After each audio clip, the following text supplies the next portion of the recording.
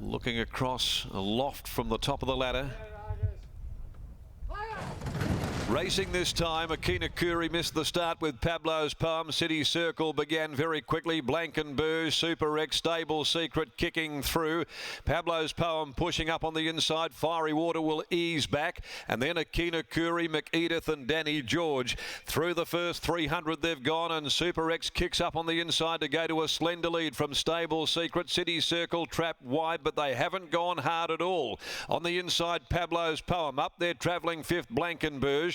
Now Johnston Porter has gone around them with Fiery Water, 3 and 4 deep as they come to the home turn, followed further back by McEdith, then Akina Kuri, and last and the widest of them, Danny George. Super X had headed for home at the 250. Super X is the leader, more than a length. City Circle, Fiery Water keeps coming down the outside, back on the rails, Pablo's Poem inside the last 100. City Circle, and now Blankenberg, Pablo's Poem tucked up hard against the inside, through on the cutaway. Pablo's Poem has rebounded off some pretty average form to win from Blankenberg. Danny George is close up in the group with Fiery Water, City Circle, and then came Super X, Stable Secret, Akina Kuri and McEdith. Pablo's Poem is the winner. Pablo's Poem, number 2, Kesh Duran for Sean and Jake Casey. Finished back there, 12th of 16 on return, but drew a terrible gate on that occasion. And then last up was well beaten, but certainly with that advantage of getting right up on the inside. And has capitalised upon that cutaway. Pablo's Poem driving through. Really wasn't one of the first of them to go in actual fact. But Kesh has just found that right pathway over near the inside and finished on to prove too good for Blankenberg, who came again with a late split. Danny George gets third, wider out after being last and around them very deep. City Circle fourth home, 2-7-1-8. The placings. Super X back behind those in company with Fiery Water.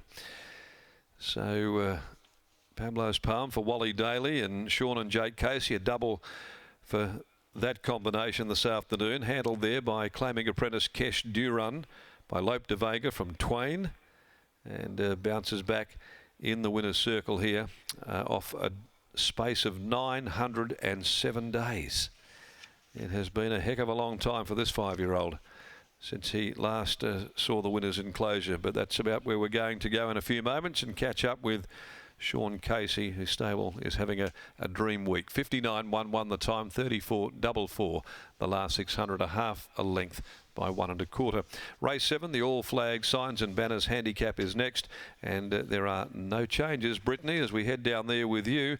And the run of winners continues to flow for Sean and Jake. I feel like it's just deja vu over and over again with the amount of winners you're training at the moment. Sean Casey, Pablo's Poem, 907 days it has been for him. Just tell us, what have you been through with this horse in terms of his issues?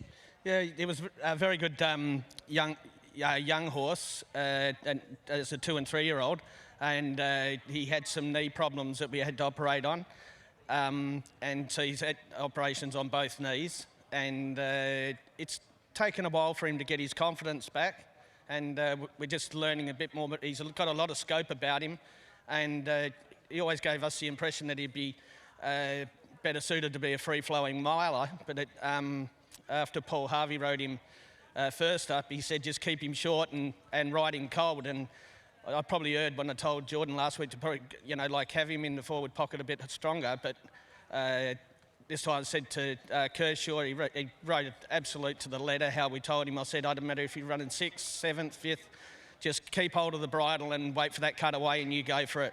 And the horse just kept, every stride being on the bit, just kept getting stronger and stronger, and with a horse running underneath him, Kershaw showed that he's got a lot of winners to come from that.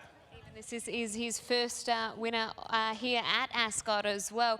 Giving that confidence to a horse that has obviously had his issues, keeping the bit in his mouth, all important. 28-day spacing, is there still an issue where you have to just manage the soundness of those knees?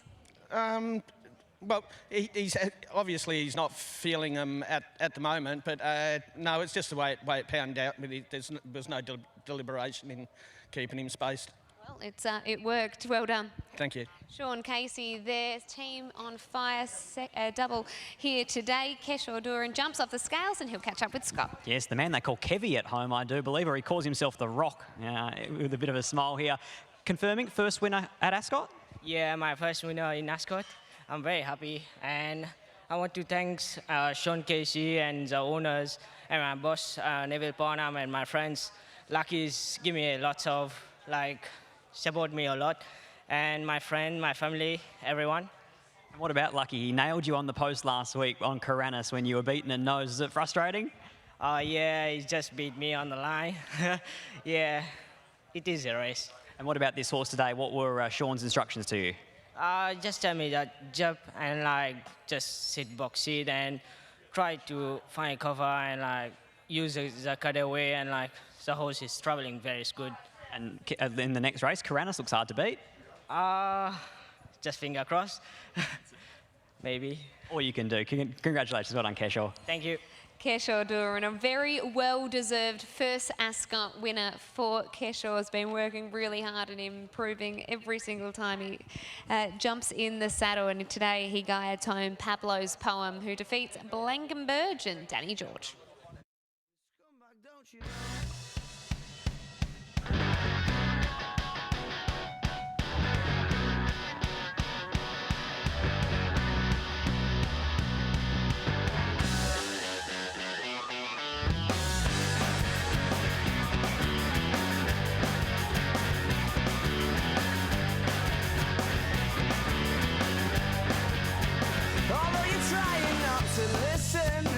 But your eyes are staring at the ground. She makes a subtle proposition. I'm sorry, love, I'll have to turn you down. Oh, we must be up to summer. What are the chances? Sure, it's more than likely. I've got a feeling in my stomach. I start to wonder what his story might